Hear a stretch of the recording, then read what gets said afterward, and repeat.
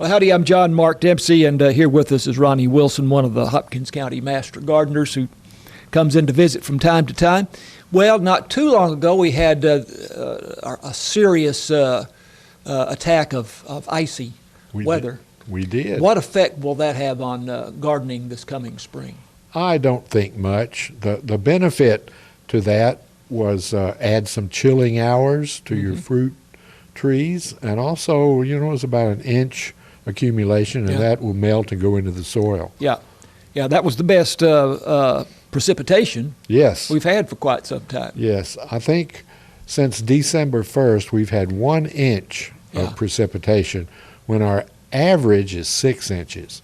So we are way behind on moisture this winter. Yeah. This is the second driest winter on record.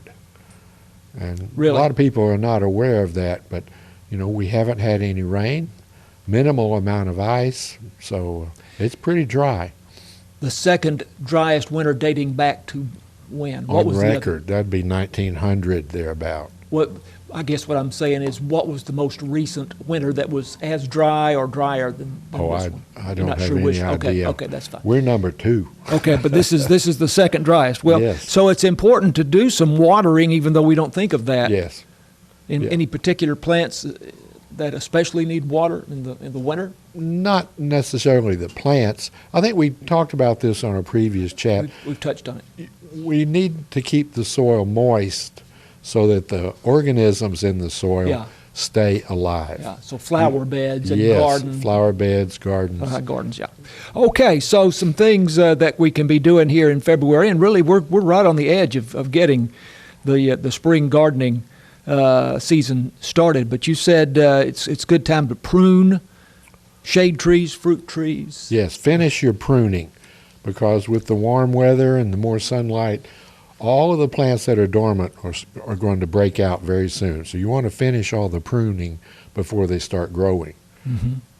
And is pruning different for every tree, or is there something that you can kind of generalize about that? In general, you want to prune out all the dead limbs. Yeah, sure. And any limbs or new growth that grows into the center of the tree.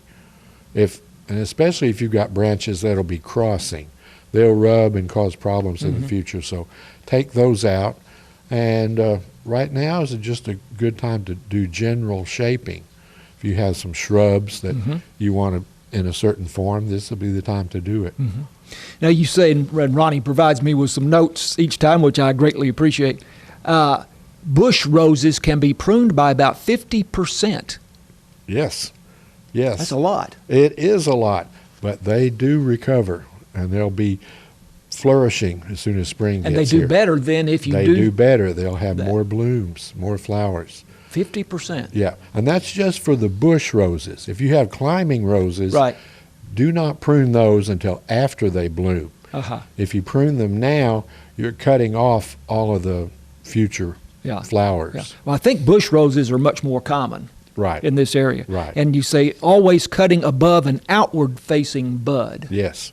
There again, you don't want the plant growing into the center, into itself. You want it to grow out. It gets more sunlight, and it makes for a larger plant too. Always cutting above an outward-facing bud. All right, that's an interesting point there. So our soil temp is now quite warm after a couple of weeks or so after the ice that we had, and so now if you're going to plant, do some planting from seeds. Now's a good time. Now's a good time, with the caveat that you have to keep an eye on the weather. If we should have another cold spell, which we probably will, you may need to water these plants thoroughly and then cover them up to protect them from a freeze. What is the difference, or which is more likely to be successful? Planting from seed, whatever it might be, or as you say, transplants that you go and you get that they've already come up a little bit in a little box at one of the garden centers? I think it's a matter of your preference. If you want to plant seed and watch them grow from seed, there's some value there. But if you're kind of in a hurry or maybe don't want to work that hard, get the transplants. The transplants usually take off quicker. Sure. And they will reach maturity faster because they've already been growing for several weeks. And you say broccoli, Brussels sprouts, cabbage, lettuce, and kale are all good prospects.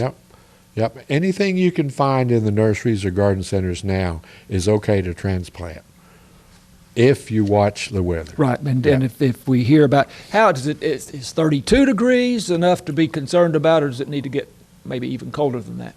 Well, that's enough. That's enough. Okay. But also frost can happen with it, 35. Even above 32, yes. yeah. Especially in lower areas. Right. You mentioned for, I guess, flower beds but also vegetable gardens, mulch and compost. Some of us still have to stop and think for a minute the difference between mulch and compost. Yes. Mulch is a protective layer that goes on top of the soil. It helps the soil retain moisture and moderates the temperatures. It won't get quite as hot in the soil in the summer or as cold in the winter. Compost is broken down mulch, and that goes into the soil to help the roots. It provides a lot of nutrition. It's kind of like a natural fertilizer. That's about what I was about to say. It's comparable to fertilizer. Yes. Okay. Yes. Ronnie, we are out of time for this conversation, but we can have another one real soon. So okay. Let's do that. Okay. Okay. All right. Ronnie Wilson, Hopkins County Master Gardener, and I'm John Mark Dempsey, and this is KSST.